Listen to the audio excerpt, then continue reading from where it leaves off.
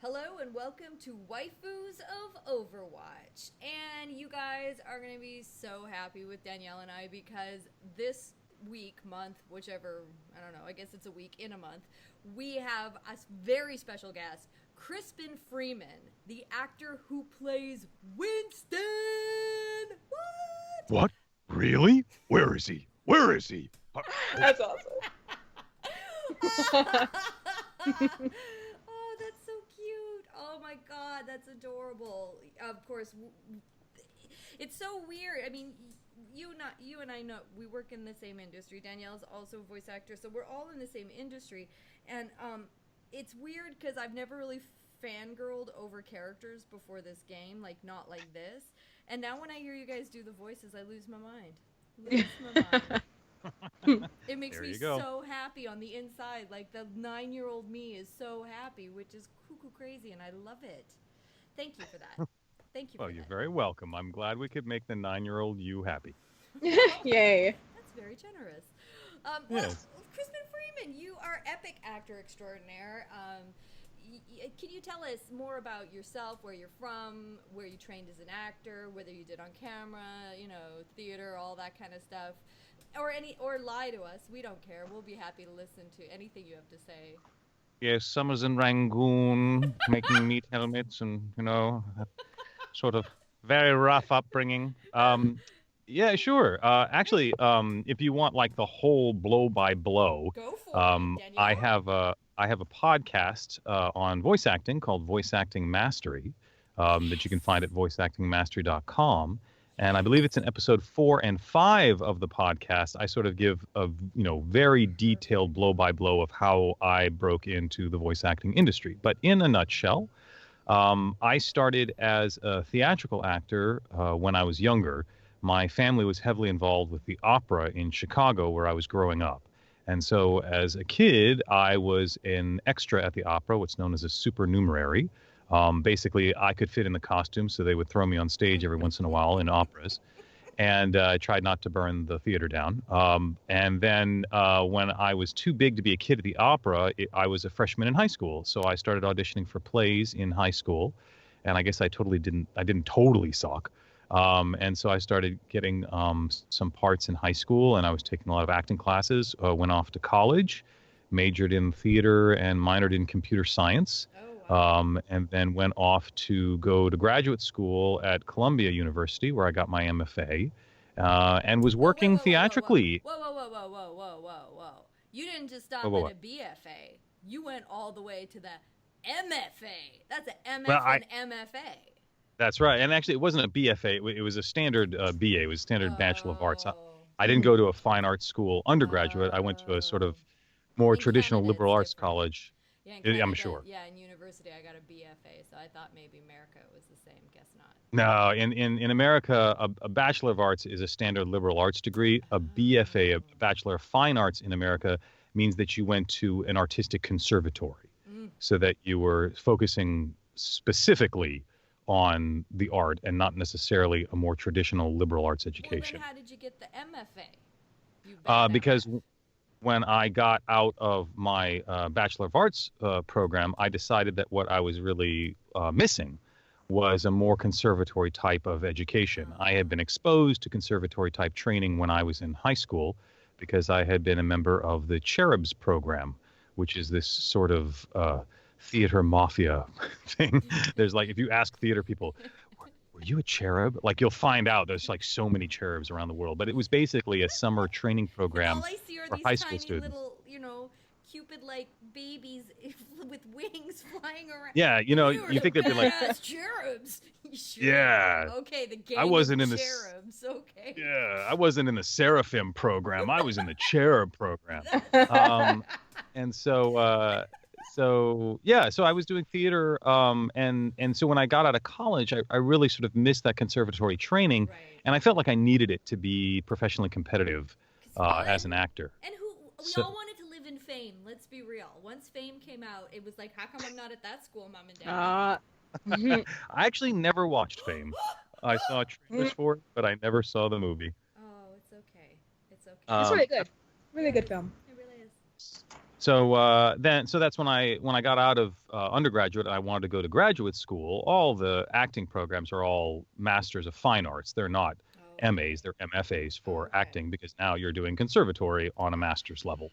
So that's why I applied to, in America, the big famous graduate acting programs are places like Yale, Juilliard, Fancy. the ART in Cambridge near Harvard. Where else is big MFA programs? My brain is now checked out. But I went to Columbia's MFA program. Of course you So yeah, and so I got my MFA there and was doing theater in New York. Was working Broadway, off Broadway, regionally doing theater. And then I also rediscovered my love of Japanese animation did. when I was in New York. I had always loved anime when I was young, but had lost touch with it in college.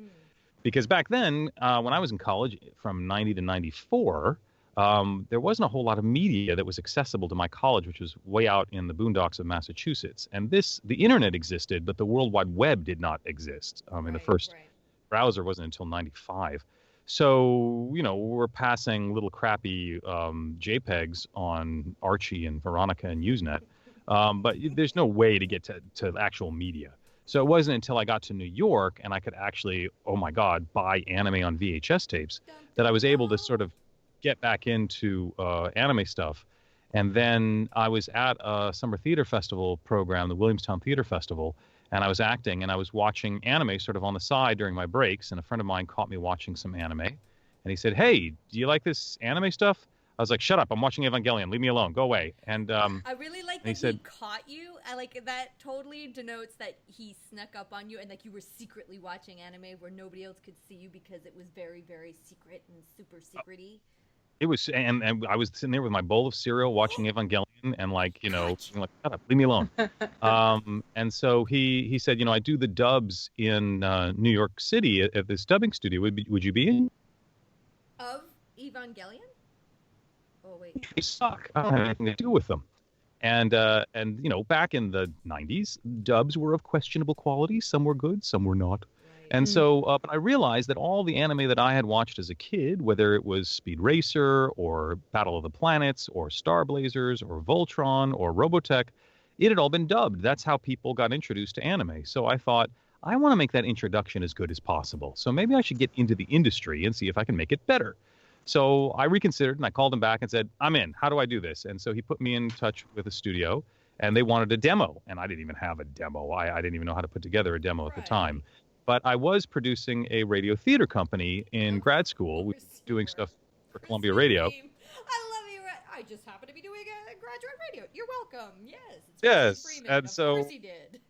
I sent them this like 15-minute adaptation of an Edgar Allan Poe story that I had done as a radio play, I love which is that. like totally the wrong thing to send, but it's all I had. So I would never advise doing something like that now. No Edgar But Allan Poe. Okay. yeah, No, but I sent it, so. and they eventually called me in to audition for a show called The Slayers, and it was just a little one-off bit part. But again, I guess I didn't totally suck because then they had me audition for one of the larger characters that they were replacing the voice on, Zelgadis. The original actor was unavailable, and so they needed a recast, and he's one of the four main characters in The Slayers. And so I auditioned for it. And initially, I tried to voice match the original actor. I went to my anime store and had them put the VHS tape in. I was trying to mimic him. I came in, and he was a tenor, and I'm a baritone, and it wasn't really working. And the director was like, "What are you doing?" I said, "I'm trying to voice match the original actor. That's what you want, right?" They're like, No, just do it your way." And I was like, "Oh, thank God." So I just did it my way, and they cast me, and then it was sort of off to the races. And I got. That you didn't think you might not get booked after all of that training, get all the way up to MFA. You're like, "Oh, maybe I don't have enough experience for this." Like that's crazy to me. That in your head, like that, I just love the illustration that no matter how trained up you are as an actor, those actor doubts and that horrible little voice in your head, "Oh, you may not be right for this." That's crazy. Well, I mean, yeah, I had an MFA, but have you ever tried to audition for theater in New York? There's a lot of talented people there. But how So, many of them were going out for anime in the late 90s? Not that many, but some of the people were good. Yeah, so my odds were better. It also helped that I knew the stories inside and out, so that Yeah. even the direction I was getting was not so accurate. I could handle myself, and I could self-direct some and get things to. But it was mostly because I cared. I think that's what really cut through, is that I cared so much about it that I couldn't help but put in the energy and the effort and the commitment to make Right. sure that it was as good as possible. And Aw. so that sort of enthusiasm, I think, really cut through. Well, Um, Danielle and when has I got watched some of your shows from back in the day. Danielle, do you believe that that enthusiasm cut through in his performance? Oh yeah, definitely. Because I remember watching Wolf's Rain, and I fell in love with that show. That's one of my favorite shows. And Hellsing's another one. So yeah, definitely. You get Yep. the thumbs up from Danielle. So Yes. well, thank You're you. That's golden. very kind of you. you are golden. Well done. Yay. Well Yay. done. Yay. Yeah. So I was more excited about getting cast in Slayers as one of the main characters as Silgatis than I was about getting cast on Broadway, Isn't that which I did at about the crazy? same time. And But so I that's 'cause thought, you were a fan. Mm-hmm. yeah, that's because I was a fan, but I was also passionate about the art form. That I wanted to not just be a consumer, but a creator. I wanted to contribute to this art form in any way I could, and I couldn't draw. And I like So that you wanted clearly- to improve upon it, like that you were unsatisfied with what you were receiving prior, and you were like, I bet we can do this even better. I really admire that. That's how I felt when I got booked in my first anime. I'm like, there's got to be a way to do this better. Oh, thank you. Yeah, I mean, like the very first session I did as Ilgatis, there's a fight scene that he has between him and Rezo, the Red Priest. And it was my first time trying to do a fight scene, especially ADR, trying to match picture that already exists. Right. And so I was doing it, and I was doing it. We got it done, and I was like, okay, but it feels lame. Like, it doesn't feel committed enough because it was my first time, and I played it back, and I really wasn't happy with it. And the director was like, it's time for lunch. And I went to the engineer, and I begged him. I said, please, please, please, can I go back and just do the fight scene one more time? Let me just try another pass at it. It needs more oomph. It needs more power. And the engineer was like, ugh, okay, whatever. And so he stuck around a little bit into his lunch hour and let me re-record part of the fight scene. It took probably about 15 minutes out of his hour. I said, okay, that's the best I can do right now. We'll go eat lunch. And so we went and ate lunch and came back, and the director checked it out, and he's like, oh, yeah, that is better. And I was like, thank you. Okay, now we can move on. Wow. Good So for it's you. if that Good for you for sticking to your guns and asking what you wanted in your performance. I think that's a Yeah. big deal as an actor as well. Like a lot of the time, because we feel pressure that they have to move on, they have to go forward. We just when we know we didn't give what we could give. I love that strength of saying, hey, wait a second, I have something else and it's going to be better, which makes the product better and makes the audience happier. So I love that. Well done, you. Yeah. And these recordings will live forever. Exactly. Yeah. It's not like theater where I'm going to get a chance tomorrow night to do better. Like Right. this goes down in perpetuity, and people will listen to it and criticize it forever. On the So it better internet. be the best I can possibly do in the moment, or else I'm going to kill myself later. I'm just going to be kicking myself, going, It's so "Oh, I true. should have done this." It's so true. I love that. Yeah, it's so true. So then you went from so you were in anime for how long? How long did it take you when you? I mean, that was your first foray into a voiceover. I'm assuming because that sounds like Yeah. you went from theater into anime. How long were you in anime before you? I mean, I guess games started voicing around 98, 99, where I was from. So before you started booking video games, before you started doing animation, how long did it take before you entered that universe? Well, I started working on anime when I was in New York around '97, and it was around. That's Danielle's two- train. Yeah, hello, sorry Danielle. about that. And then I didn't realize she was on a train. I didn't realize she had a train. Well done. Right. Um, On the right track, uh, this girl. there you go. So it was around 2000 that I had felt like I'd sort of maxed out in the New York marketplace, Got it. and that if I wanted to pursue animation, I really needed to move to LA. Did you do that in So- 2000? Because I moved to LA in 2000. Actually, well, no, Oh. I was thinking about. No, it actually was 2001. Okay. We moved to LA in 2000 at the end of 2001, like November. Okay. And so when I moved to LA, actually I had a connection with Greg Weisman, the producer of the Gargoyles animated series. Oh, yes. And so Greg and I had met in summer of 2001 at a Gargoyles gathering, a convention. And he said, "Hey, you seem pretty good. I'm working on this Team Atlantis animated series based off Disney's Atlantis film. If you come out to LA, I could probably use you in something on the show." I said, "Great." And I came out to LA, and Disney canceled the show because Oh. the Atlantis movie did not do so well at the box office. But So it had its purpose because it got you from New York to LA. it did. Yeah. But that's okay, because Thank that you, same year, canceled TV show. exactly, that same year I worked on a little show called Hellsing, so I think it worked out in the end. Yeah. Danielle's watched every episode. It's tiny. Yeah. There you go. So yeah, so then I was out. By end of 2001, I was in LA and working on a bunch of different anime series. And around that time, the same studios that were doing the anime series also were just starting to do voice-over recording for video games. Right. And so it was totally this thing. It was almost on the side. Like I thought, oh, it's a video game. No one's really going to care about the voice actors. And that was like the case for a number of years until I started going to conventions. Mm-hmm. And I was getting as many, if not more, video games put down in front of me to autograph as I was anime VHS tapes and DVDs. Yeah. And I was like, maybe there's something to this video game thing. And so that's when I was like, ooh, this is a whole nother realm. And so, and then eventually Greg and I did get to work on some animated series together, Spectacular Spider-Man, and now Young Justice. That's so cool. That is so cool. I love that. That is brilliant. So far, okay, so now we're going to get to your Blizzard section of your career where we kind of overlap. We overlap in a few games, actually. When I looked at your extensively long resume list on IMDb, I'm like, oh, wait a second. We worked on a lot more projects together than I originally thought for some reason.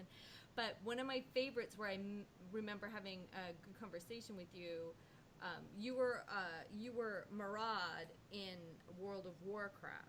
For how long was that you played Maraud?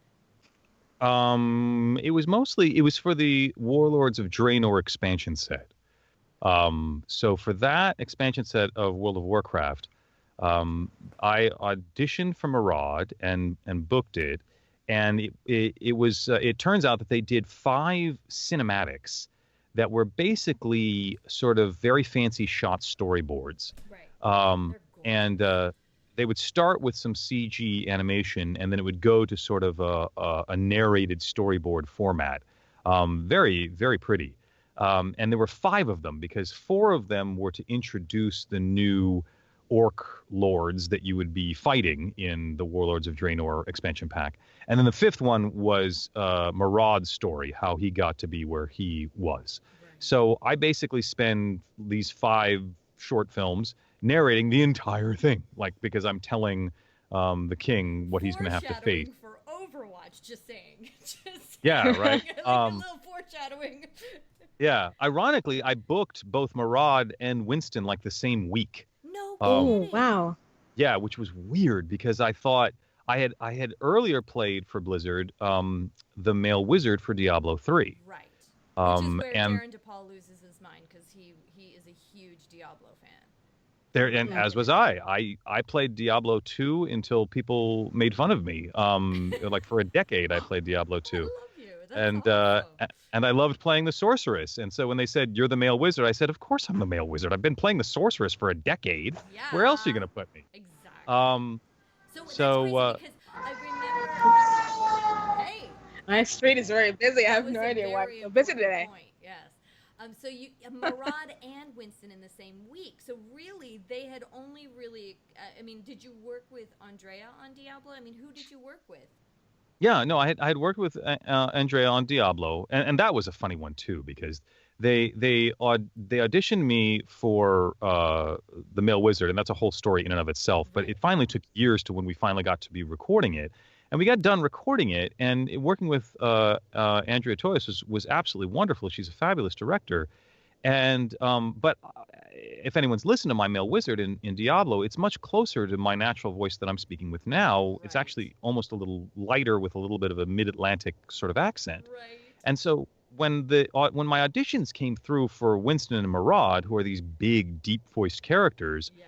Andrea Toyes was like, well, Crispin, he's a good actor, but there's no way he's going to sound deep enough for the, he can. That's Oh, exactly really? what she told me, for the record, when I asked her about it. She was like, I saw that Crispin submitted. I'm like, oh, that's sweet. And out of love for you, chose to listen to the audition because she listens to everything. And then you knocked her socks off. Yeah, and it sort of threw me, too, because both Murad and Winston are both deep-voiced characters. And so I thought, well, they'll cast me as one of them, but maybe if I'm lucky, but not both. And then when I booked both, I was like, really? Okay, great. You know, That is the coolest week of anyone's life ever. Well, but remember, I didn't know what Winston was. Right, nobody did. I just knew that I had booked something for World of Warcraft Called and for Winston. some other game that I didn't know what the heck it was. You know, so as far as I was concerned, all right, cool. I'm playing what looks like an important character in World of Warcraft and some gorilla. Like, I don't know who this gorilla is. I don't know what he's about. I don't know. So. Oh my gosh, that's amazing. And it's because that was because I played Ural from the World of Warcraft Warlords of Draenei, but my character came in only after yours, made a grand exit, which kind of was sucky, so we never got to actually. We have some lines, I think, in the gameplay because, spoilers, once I become non-physical and I become a spirit, I guide you through some training program. Right, so but we have a little... It was a ripoff, right? That was a moment that could have happened that never happened. So thank you, Blizzard. I think you should put our characters back in another game somewhere else in the future if you choose to. I'm just suggesting. I think I should be your, fairy godfather. That would be amazing.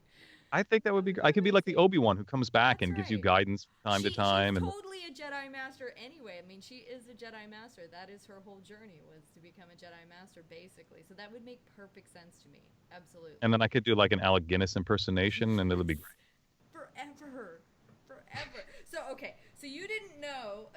So when we were at BlizzCon for that year, we were on the panel for Warlords of Draenei, and they posted the trailer for Overwatch for the first time, and everyone lost their minds. Did you see the trailer for Overwatch?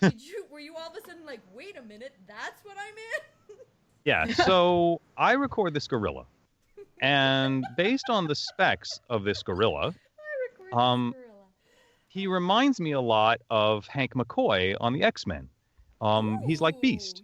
Yes. He's a scientist. He's blue. He's fuzzy. He's a lot like Beast. So using my character autocorrect in my mind of how these characters probably work, I thought, well, I'm probably a secondary character, just like, Beast isn't the main X-Man. Right. The main X-Men are, Cyclops and Wolverine and Jean Grey and Charles Xavier and whatnot. And so I thought, well, I'm a side character. And when we did the cinematic trailer, they didn't have any animation done. We were recording to a very rough animatic, and they told us that it was a sci-fi game. And so knowing Blizzard, I thought, oh, well, it'll probably be in the style of StarCraft. It'll probably be sort of dark and gritty and, who knows. And so we're sitting backstage at Warlords of Draenor, and they didn't tell me anything. We're just backstage in the green room. And if you remember, there was a screen in the green room, a little screen that would show what was on the big screen out front. Right. And as I'm sitting there, there's this video rolling on the screen that looks like a Pixar film. It's all bright and shiny. And I was like, I thought. It was like I'm looking at it going, animated series.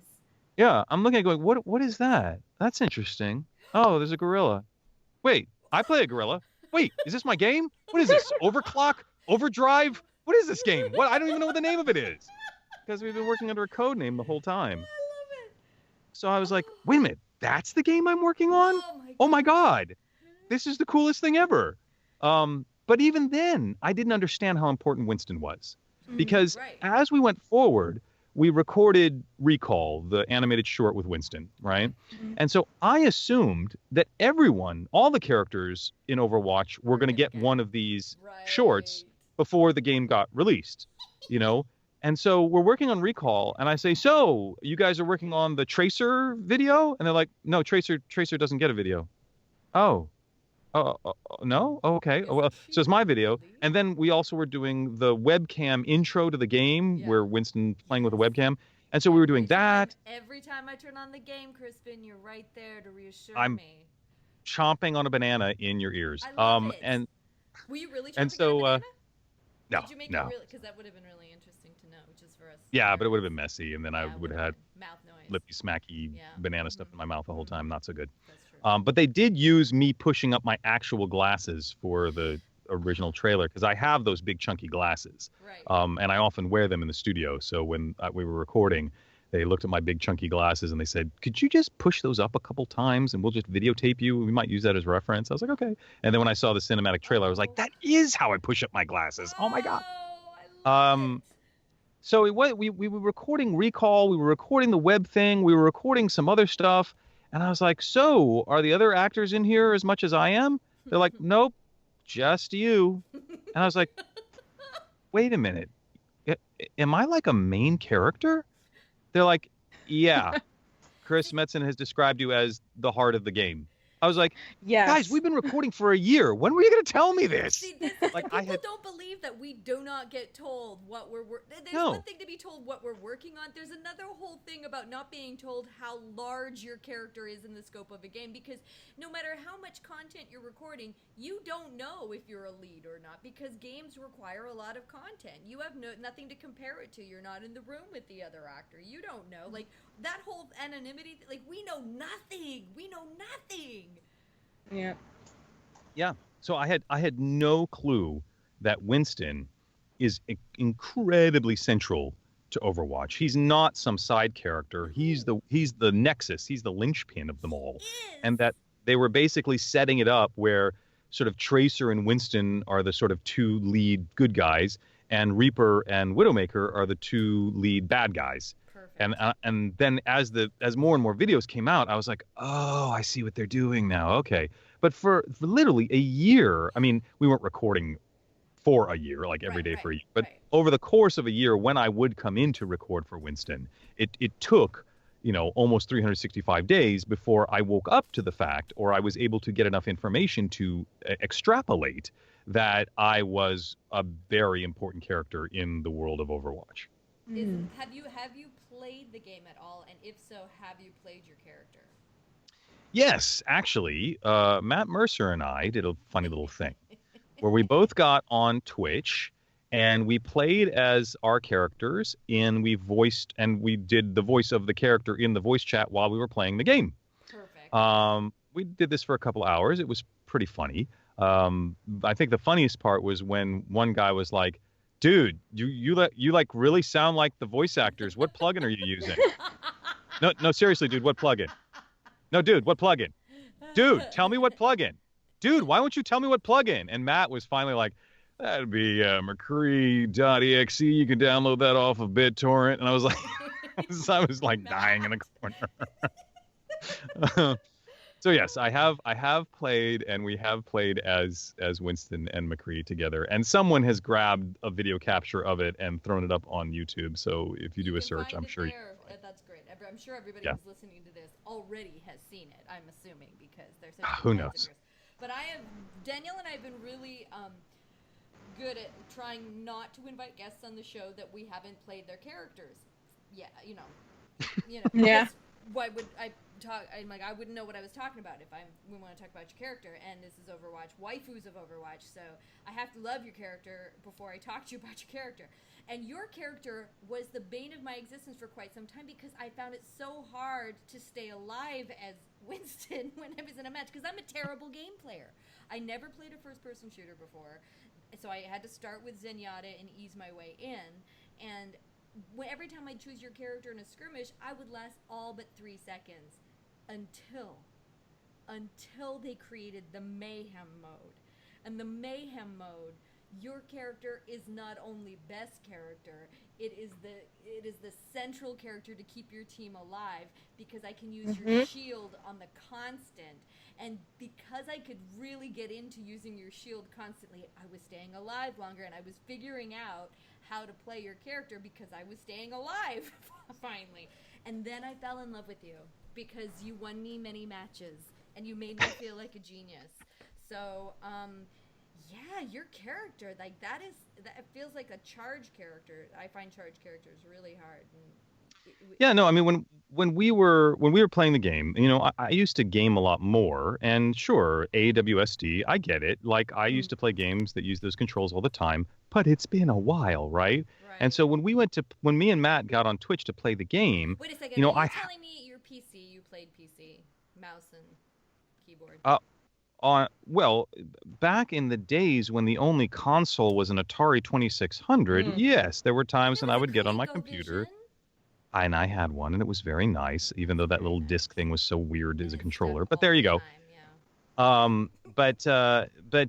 So I'd played plenty of games that were sort of AWSD controls, but it'd Okay. been a very long time.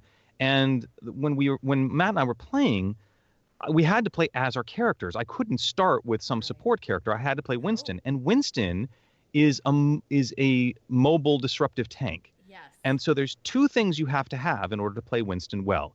You have to have good coordination of Yes. your controls so you know where you're moving, Yes. and you have to know the map. Yes. I Yeah. had Oh yeah. neither, You're right? So I screwed. don't I know the totally map, understand. and I don't have my coordination down yet. No, So you're I'm playing screwed. Winston, and I'm getting my butt handed to me because there's just no chance. Whereas, if I could be a sniper and hang out in the background, I might have a better chance of staying alive. Or if But, you had a turret like Keith, because that's totally like now he's a badass Torbjorn, but at the beginning, like that turret saved his butt. Like he could just stay alive, putting down turrets every 5 seconds. yeah. That's not. So, That's no, not as Winston. easy. I mean, not as hard as what you have. Winston has a I mean, and I don't know many tanks like that, a sort of disruptive jumping tank like that. So Yeah. No. yeah, it takes a lot of coordination. I've been seeing a lot more of him lately since the Mayhem map. I think people are really being, again, because you end up staying alive longer. I mean, you dominate as Winston. You may not even die the entire match in a Mayhem round. So anybody who's listening, if you want to learn how to play Winston, use him on a Mayhem 6v6 map. That way you can really get used to his controls and how much because you can jump every 5 seconds with the Mayhem. You're always jumping all over the place, and once you get the magic of that, then going into regular gameplay is a lot better. I mean, you don't get as much. You have to wait longer for the jumps and the shield, but you understand how to use them better, and you can. It's so much. At least in my opinion. What do you think, Danielle? I agree with that. I think Mayhem is a really great mode to try new characters out with. Because I tried that with Pharah for a while. Well, it wasn't Mayhem, but it was when they used to have the Mercy and the Pharah map, where you kind of, the pharmacy. You only got to play with either Pharah or Mercy, and I got better with Pharah that way. But like modes like that is a really good time to like practice certain characters and get good with them. Yeah, definitely characters that you don't normally play with. So yeah, you're Winston. Yeah. There's some people who were like, we have a squad member. His name's Sonic Man. He has always played Winston brilliantly, and you need Winston if someone's got a really good Symmetra on the other team. I mean, there's no faster way to get down those Symmetra turrets than having a Winston jump on and like zapping everything off. Very integral. Just saying. Well, I'm glad that Winston is useful. Very, very. So, how were you aware when you were recording the short the animation for Doomfist that it was the Doomfist? Oh yeah. Like, can you talk? You mean the about most that? recent? Yeah. Did you see it? You're in it. I did. I did not record for it. Oh, they just used your. Yeah, if you listen closely, they only pulled sounds Yeah, that I've already done. Dialogue, it sounds like. Well, Yeah. he didn't really talk. It was a lot of efforts and fighting. So I did think that. I wondered that. It's good to know. But you're in it. You're all over that cartoon. It's true. And it was really surprising to see it sort of anime style. To see that not done computer animation, I was like, wow, okay. So hopefully we'll have all sorts of different manifestations of Overwatch media. Series. We need a series. I think you. We do need a series. I think the fans will attest to that. Like, we are in love with these characters on a level that, like, my lazy butt created a podcast. So there has to be a series. We want more with these characters. We want them to talk more and interact more. We want it. Oh, we want so much more. You guys, there's such interesting characters. There's so much story and backstory. There's not enough. We want you guys Believe to me, have a lot more I'm work. with you. Yeah. We're trying to manifest more work for you, Crispin. I'm ready for a series tomorrow. So, Done. Right? anytime they want to do one, I'm on board. I love it. I hope that you're secretly working on one now and are not mentioning it because you're so chill in NDAs forever. So we're not going to go there, but I'm just suggesting putting it out there that they're secretly recording. I want that so Oh badly yeah.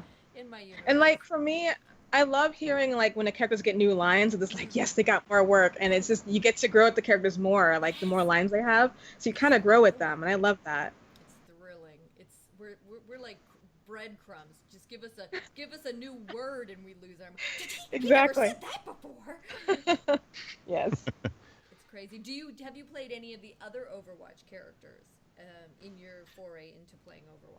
No, I haven't. I haven't really had time. I don't have a next gen console, and I work primarily on a Mac, and my Mac is a little old. You need a PS4 and I was. so you can play with us because that's Oh. how real people play. Just Oh, I see. I'm gonna get a lot of comments. Well, from damn. PC players now. The shade. I'm just saying. PS4. Well, Final I Fantasy. was. Come on now. You're in World of Final Fantasy. You're in a lot of Final Fantasy games, so it would just be a win for everybody. Get a PS4. Come on. You're in Horizon Zero Dawn. You can play that on PS4. Yeah. Yeah, I was funny. I wasn't even thinking about it until Sony announced the updated version of Shadow of the Colossus. Yes. And I saw that and was like, "Oh, that's so pretty." Yes. So that might make me get a PS4 eventually. Oh my but yes. I would like to be able to do it on my Mac, and then I was going to make a Windows boot camp for my Mac, except it has to be on a USB drive, not on a FireWire drive, and all my drives are FireWire. I was like, "Really? Why are you guys making this so difficult?" Because they want you to get a PS4.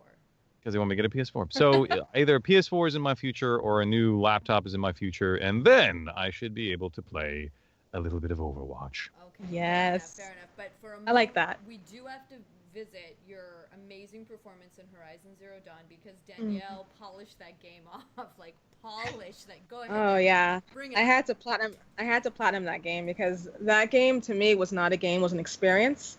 And I know that they recently announced this whole like we have 2 new trophies you got to go get. So it's like I got to play the game again, but it's totally fine. So I loved your performance in that. It was really amazing. Oh, thank you. I wanted to tell you I that. liked it. You're welcome. Thank you. And that's the reason why she's a much better Hanzo player now because she played all Yeah. that archery. She came back to Overwatch and was like, you know what? I think I can pick Hanzo now. And everyone Yeah. in the squad was like, no! Oh yeah, he's my Aloy, definitely my Be Aloy. a Hanzo main. And yet she is. And yet she is. Is a Hanzo main a bad idea? Yeah, it's just wrong. Why is that? Because come on, Hanzo mains, they're just, heal me! I need healing!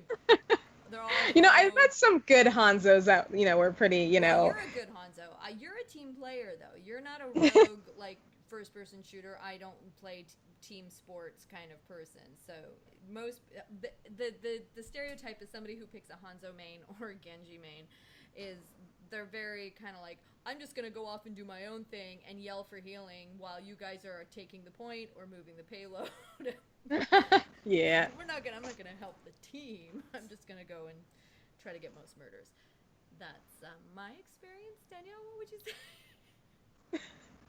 I mean, I don't think I'm too good with them, but I'm pretty comfortable with Hanzo.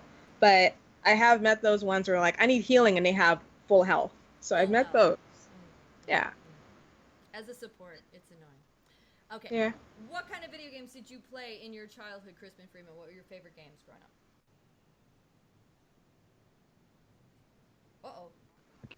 There you are. I mean, I started with the old Atari 2600.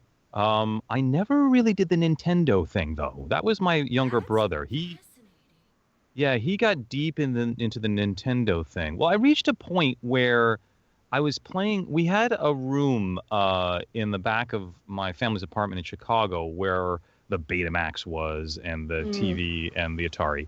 And I would go back there, when I was trying to relax or avoid doing homework.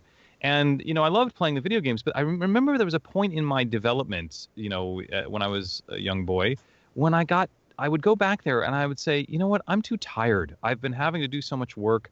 I don't want to have to do more work. I want somebody just to entertain me. And that's when I sort of switched from video games to watching movies, because I was like, I'm exhausted. Can somebody just tell me a good story?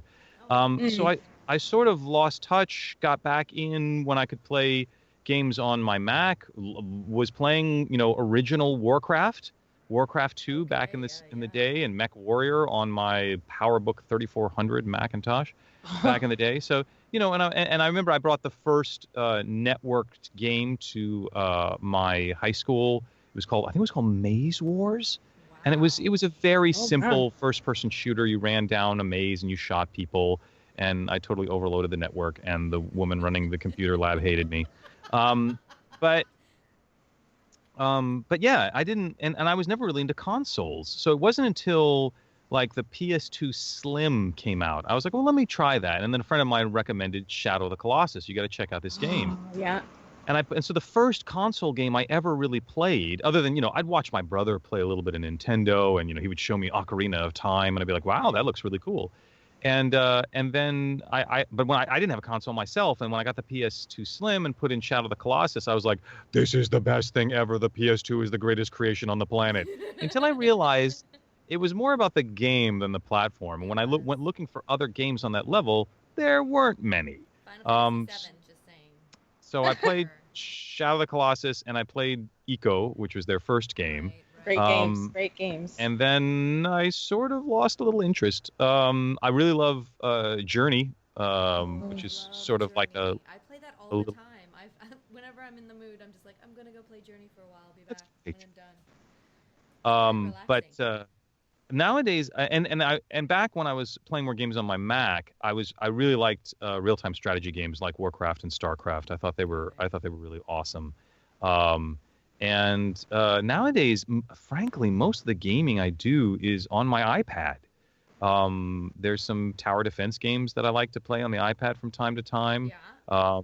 And I was playing FTL. I was addicted to FTL for a little while. So yeah, mostly because it's just a really convenient platform for gaming. Especially and I'm not traveling a lot. And it's much easier. Yeah, and I'm not a twitchy gamer. I'm usually not into first-person shooters or anything that requires like crazy reflexes. Right. Loved Diablo 2, played that forever, but I was more sort of a strategy guy. Or I'd play board games on my iPad, like Monopoly. Surprise me. You're a very thinky fella. Like I can see you figuring out puzzles just because that puzzles light you up. Correct. Yeah, and also I was a vehicle guy. Like if you took me to the video game arcade back when those were more popular and existed, I always played the vehicle games, whether it was driving or flying or spaceships. Yeah, I was the Atari boy in you. Yeah. I guess it was just I thought vehicles were cool, and like the fighting games and the Street Fighters and the Tekkens, those were not really my bag. My brother was really good at those.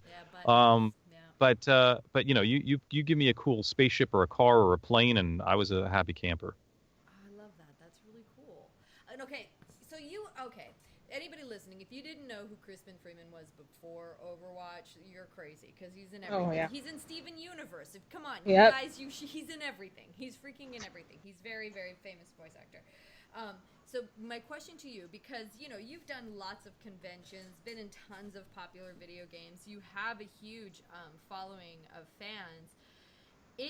Was it any difference for you when Overwatch blew up big? Like a lot of the actors we talk to, this is their first real big video game, and it's the first time that they've gotten this kind of attention. Whereas you've gotten a lot of attention before, but has this been different in any way? Is this a different animal, a different energy, or is it just more of the same awesomeness that you've already created in your career? For me, it feels like it's still a growing avalanche. Right? That. Yay! So that I usually it's about when I go to a convention, how many of whatever different title is put in front of me for me to autograph. Right. Whether it's DVDs or manga or games or whatever. And so like in the last couple conventions I've been to, I would say probably about 25 to 30% of the stuff that's put in front of me is Overwatch. Wow, that's huge. After 1 year? That's huge. Right. But compared to my friends who, Carolina, who plays Sombra, and Anjali, who plays Symmetra, they're like, only 25%? Like 100% of the stuff in front of me is Overwatch. Right. So they have a very different perspective. And it was very funny because Carolina, when she came to BlizzCon last year, that was when they were announcing Sombra. Right. And so she was sort of hiding backstage with us, and my wife was with me. And I introduced when I figured out that she was Sombra. I said to my wife, Isabel, this is the voice actress who's playing Sombra, and my wife turned to her and said, "Welcome to the Overwatch family." And Carolina didn't get it. She was like, "What? What are you talking about?" And then the panel started, and she went, "Oh, I get it now, right?" Like you're being inducted into this sort of. I mean, the panel was great. It was called the United Nations of Overwatch, and it really is that. Like, we're all representatives. Yes, And so much. I think, and she was literally like, after the panel, when we went back to the green room, Carolina was getting inquiries about her being a guest at conventions, like within the hour. Yes. And she's coming up to me and saying, "What do I do? What do I tell them?" And I was like, "Honey, let's sit down and talk about this and strategize," because it was completely new to her. Yeah. So there's a certain like Anjali, who plays Symmetra. She can't stop making videos, right? She just loves making all these videos for Overwatch because it's this new thing. And I'm like, well, I've been going to conventions now for 20 years, and like, I sort of am a little more used to this, and it's really cool. But pace yourselves, guys. Don't wear yourself out too quick. Was like very excited at the beginning, and then it got overwhelming with people just kind of demanding so much, and that he's kind of like, "Oh, I think I need to back off and this is intense." And I'm like, yeah, it is. You have to know what you get used. Like, I mean, I can't imagine it being on such a popular title as your first game. It's one thing to be on on an anime series that there's a certain percentage of people that'll be like, "Hey, I know that," or a game like, "Oh yeah, that's pretty good." But it's Overwatch, 3 million users. It's in a year. It's Overwatch. Like, that's a whole different fan base immediately. It's so big. It's just so big. No, I'm very fortunate. I've had, decades now to develop my relationship with fans, to develop my public persona. When I first started going to my first convention, to know how to set boundaries, to know how to do all of those things which people don't know at the beginning because they think everybody's being nice. They don't know that some people are kind of like, "No, I'm doing this, so I'm going to resell it. I just want you to take your time, record all these voices for me." Yeah. Mm-hmm. Yeah. So, I mean, back in 1999, the internet was not what it is today. And so I was able to figure out my path through all of this. Yeah. And I'm very grateful for that. And it's a completely different environment now. And it can be a bit of a challenge to sort of balance that. So for me, Winston and Overwatch is a big deal right now. But, so was Alucard when I played Hellsing. Right. Especially when we announced Hellsing Ultimate, which is now 11 years ago. Right. And so so I'm used to these waves. And so we'll just see how long this wave lasts, and how much. So mature. Ideally, it's going to be forever, at least 20 years, until I can no longer use my hands to play with a PlayStation 4 controller. This is the agreement I am making with Michael and Andrea. They know that these are my demands. I'm like, you must keep making this game. You've made me addicted to it. You have to keep making more for this game. I'm never going to stop. A year later, and I'm still playing every day. Never in my life have I ever played a game every day for a year. Not ever. Wow. Yeah. And I feel like the more you play a game like this, you start learning more about like how to play the character better, and you find new tactics and all that. It's a great learning experience. Daniel, can you please tell everybody what level you are now? No. Yes, please. I'm almost a gold plaque, so I think that's, what is that? Like almost level 2,000 something? Yes. She's almost level 2. I am 320 while Danielle is almost level 2,000. She shames me. She shames me. That's okay. I'm over 9,000. Oh. I'm not. Actually, I got in trouble when I was playing because I went over to Matt's house to play because I don't have a PC. Right. And so he was on his computer and I got on Marisha's computer. Oh, shit. And so the problem was I tried to log in with my Battle.net account, but for some reason it wouldn't let me do it. I don't know if it's because I was on a weird IP address, and so it was it didn't think it was me, right. And we had to get started. So he's like, well, just log under Marisha's account and play under her account. I was like, okay, great. But the problem, of course, is that Marisha is much higher rated than me because I've never played before. And so I was getting the guys we were paired with were getting really pissed at me. They're like, Oh, Winston, why gosh. am I having to carry you so much? And I'd be like, oh, well, I'm sorry. I'm a little new to this. I'm trying my best. And they'd be like, dude, you're weird. You sound like Winston. Well, that's because I am. I think I saw that for you? stream with you and Matt. I think I saw that stream. Okay. Yeah, Oh, and that's so good. yeah, I'm sure I didn't. I'm sure I pissed off a couple of players because I You was know what? I was paired That's way good, higher. Crispin, because randos can piss me off all the time. I'm glad you pissed off some randos. Sometimes they're sneaky McDirty faces, which are grumpy and all the time. Stop it. That was my rant. That's as much as I got. But There you go. that's hilarious. I love that you guys did that. That makes me so happy. I want you guys to do that again, just cause. Yes. Because you guys, even when you're off, I just want you to be working Overwatch all day. Yeah, you're welcome. I won't pay you. It's just like all the fans. Could you please make this recording for me? Could you please? No. Yeah, I had one guy once. Yeah. He contacted me. This was years ago. He contacted me for something, and he said, "Could you do this voiceover for me for this project that I'm working on?" And I said, "Well, first, are you doing it union? What's your budget?" And he got really mad. He's like, Right. "I thought you were a freelance voice actor." I was like, Wow. Let me explain the term freelance to you. It doesn't mean that I do it for free. It comes from the Middle Ages when knights had to swear fealty to their baronic lords. And if they did not have a lord, then their lance was free to be hired by somebody else. You still got to pay me, dude. It just means that I'm not contracted with a studio. This distinction, I think, went over his head. I Oh. love that you know the actual. Oh my God, Crispin, you're amazing. I mean, listening to you. I remember when I first moved to America, LA, and I went to my first anime convention, which was a good, I think, 5 years. I was here for 5 years, so that means you were in LA for 4, and you were. I think it might have been Anime Expo. I don't really know. And Yeah, no, I think we first met at Anime Expo. yeah, and you were doing a talk on Buddhism and anime, and I was like, this guy, wow, I love this. This is totally up my alley because I'm an echist, and I'm totally into like the whole, reincarnation, dreams, soul travel, past lives, all that kind of stuff. And then everything you were bringing in, I'm like, yeah, this is totally it. This is totally what I see. And I just thought you were so clever. You're such a clever actor. Your education and knowledge is so much fun to be around because I never know what I'm going to learn. I'm like, how much we've learned today already, everybody. Children, we have learned so much from our Winston. Well, thank you. And we haven't even talked about mythology yet. So yeah, no, Glorious. that Feel is free.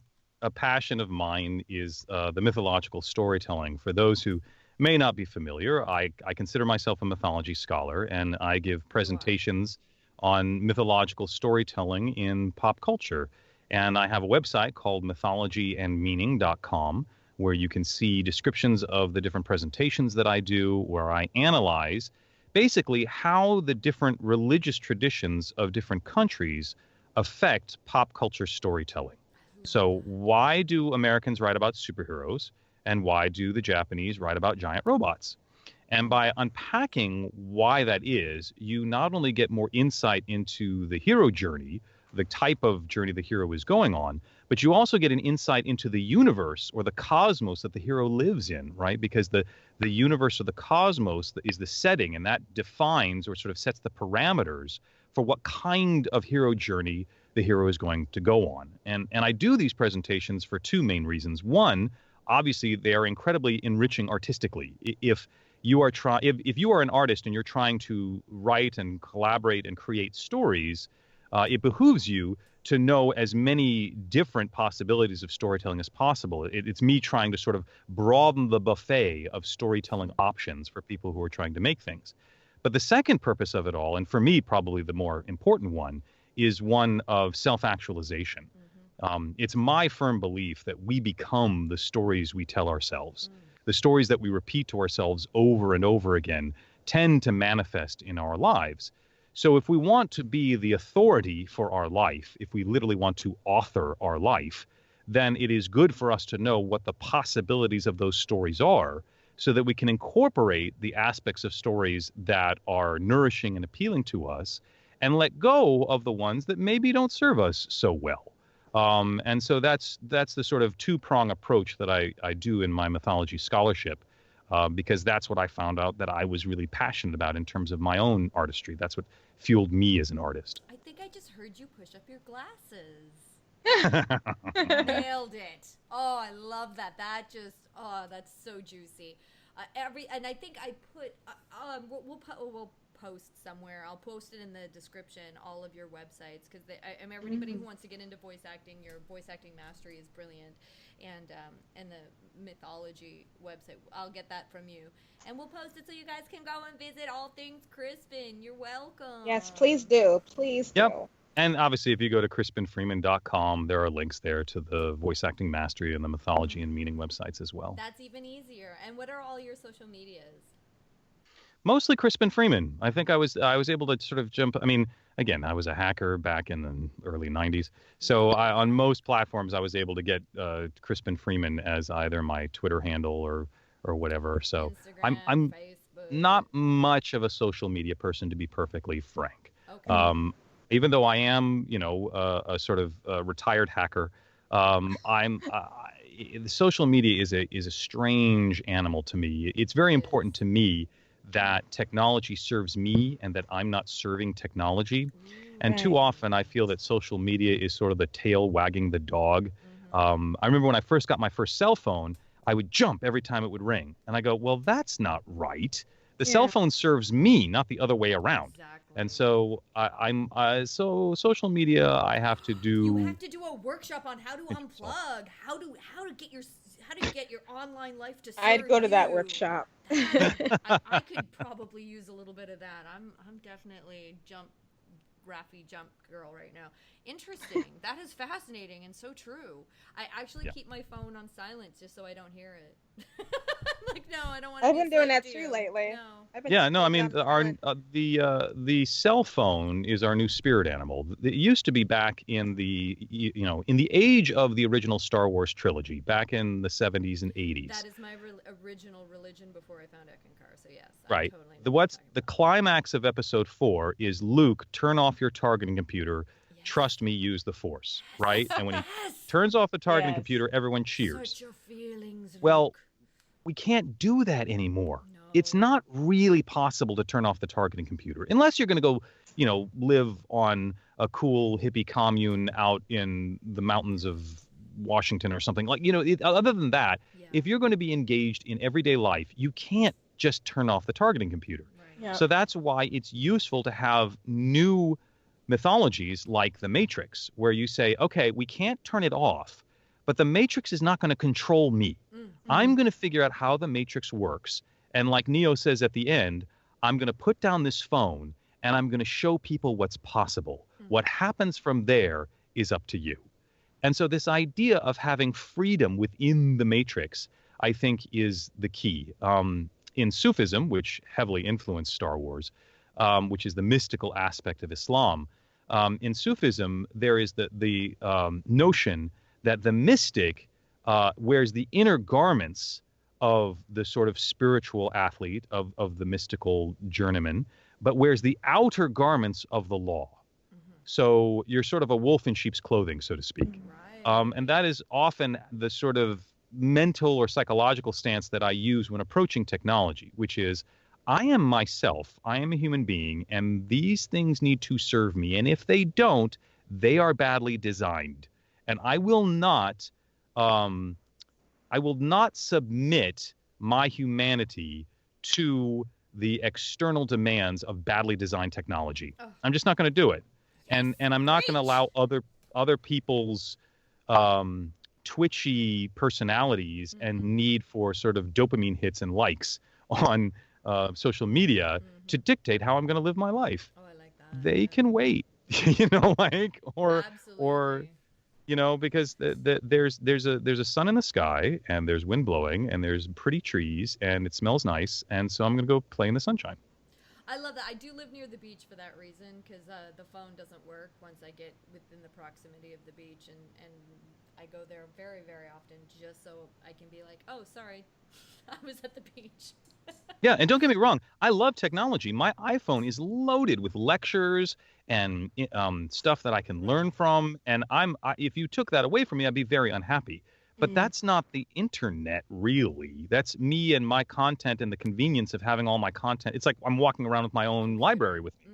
That's awesome. You know, who doesn't want instant access to the Library of Alexandria? But to have other people then be able to use that same device to poke at me, nah. See, that's not how this works. That's it. Yeah. That's it. Okay, I'm very curious. Do you have a philosophy of the mythology behind Overwatch and the story that the Overwatch characters tell? Well, here's the thing. Not every story necessarily has a mythological basis to it. While I do presentations on animation and sci-fi and fantasy films, there are certainly stories, especially in the sci-fi realm, that really sort of eschew any sort of mystical or supernatural cosmology. Case in point, Star Trek.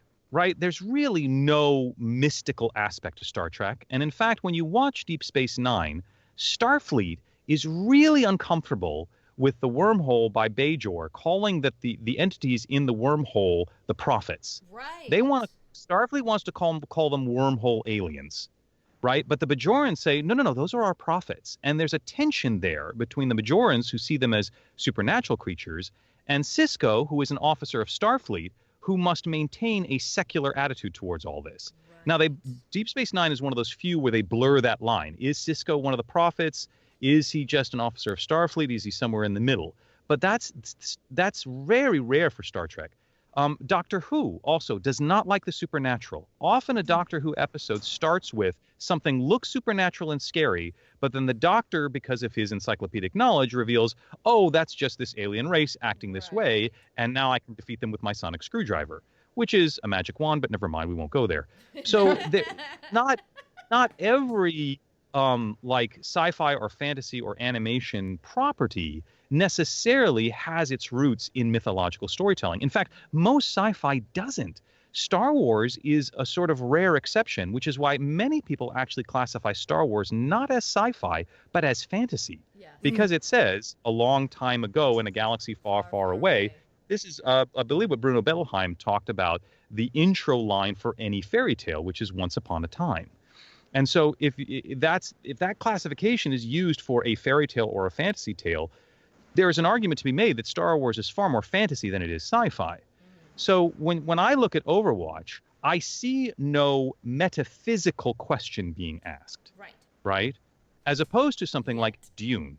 When you watch Dune, from the very beginning, we're dealing with metaphysical questions. What does it mean to be traveling without moving? What does it mean to have the Bene Gesserits have all these prophecies about the Kwisatz Haderach and being able to move backwards and forwards in time and along timelines?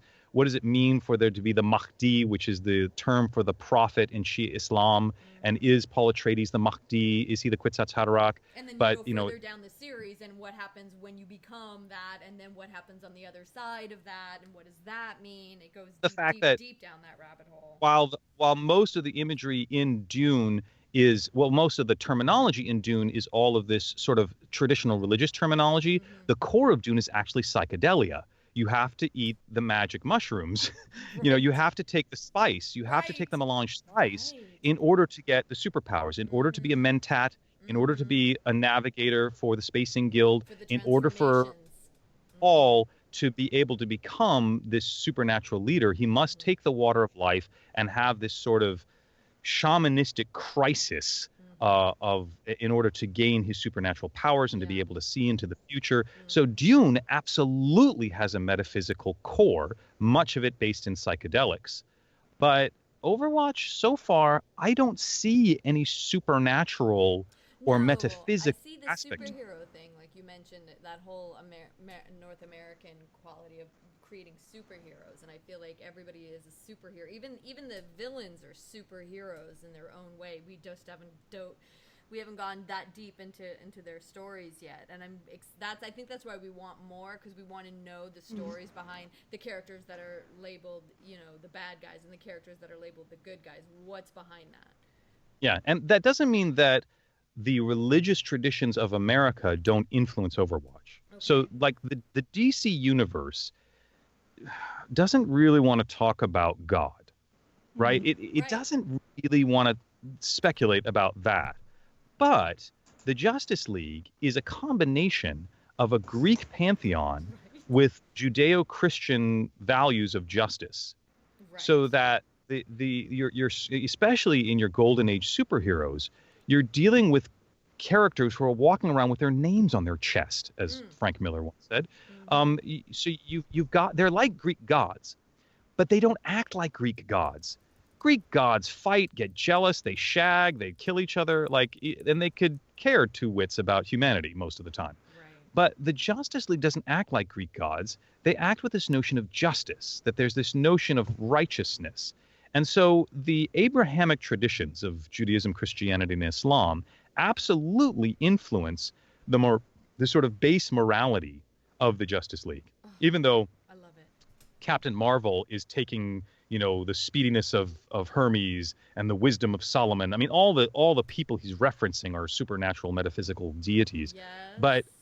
But the notion of the Justice League is very much influenced by this sort of Abrahamic cosmology, which is good versus evil. I love Now, it. Overwatch so far has sort of done that, right? That Right. Overwatch is good and Talon is evil. But then they're also playing with this notion of the Omnics. There was this Omnic War, which, and the Omnics are not bad. They're not evil, but they are in conflict or have been in conflict with the humans, and there must be some sort of negotiation there. So you can't just paint humans good, Omnics bad. But we are painting Overwatch good and Talon bad. Right. So far. At least that's what it seems far. like. So far. So, far. but I'm so excited it'll for be, this. this is just my fetish. I never do very well when you just tell me someone's pure evil. Unless they're a volcano, unless they're a force of nature, right? Then you can say they're pure evil. So you could say Lord Sauron in Lord of the Rings, he's just pure evil because he's not really even human. Right. And I go, okay, maybe I'll buy that. But the moment it's a human, the moment it's Gabriel Reyes as Reaper, I go, you know what? I bet you he feels justified. I bet you in his mind, he doesn't think he's evil. Right. So I want to know why he feels justified, right? And that's usually that fascinates us as human beings. That's what fascinates us about the characters of Overwatch. Is all. Oh, this is great. This is so juicy. Okay, we are at our hour mark. This has been unbelievable, and we could probably go on for hours and hours and hours. But I encourage you to go to Crispin's website, crispinfreeman.com, and look into more of the mythology of all of this, because how great is it to dive into all of this? It's so fascinating to listen to, and you've got podcasts recorded. That's brilliant. You guys can really dive in and then, have conversations. And we know that Crispin doesn't hang out on social media, but if you hang around long enough, he may get back to you. But yeah, I think that's brilliant. This is an amazing conversation. Thank you so much for coming on our show. You're welcome. Thank you for having me. Thanks for coming on our show and talking to us. You bet. Your insights are brilliant, and we will be having more conversations on this outside of this podcast at some point. Next time I see you, I'm going to be like, okay, where we left off in the podcast, let's keep going. But I know you have the rest of your night, and I really appreciate that you took time out of your busy schedule to come talk with us. My name is Erin Fitzgerald. My co-host is Danielle McCrae. And we are the hosts of Waifus of Overwatch. You can go see more of our episodes at waifusofoverwatch.com. On Twitter, we're at Waifus of OW, and Waifus of Overwatch on Facebook. So those are the social medias. We have other actors from Overwatch on our previous shows. We also have podcasts, what we call squadcasts, with the people that we play with online. So if you want more of the show, go check it out. And if you want more of Crispin, crispinfreeman.com, where you can get all the links, but we'll post some of them too. And yeah, that's it. I think that was amazing. I feel like I'm gonna have to go back and listen to this whole thing again. There's so much information. So juicy. Thank you so much again, Crispin. Thank you so much. You're very welcome, Erin and Danielle. Thank you so much. You're welcome.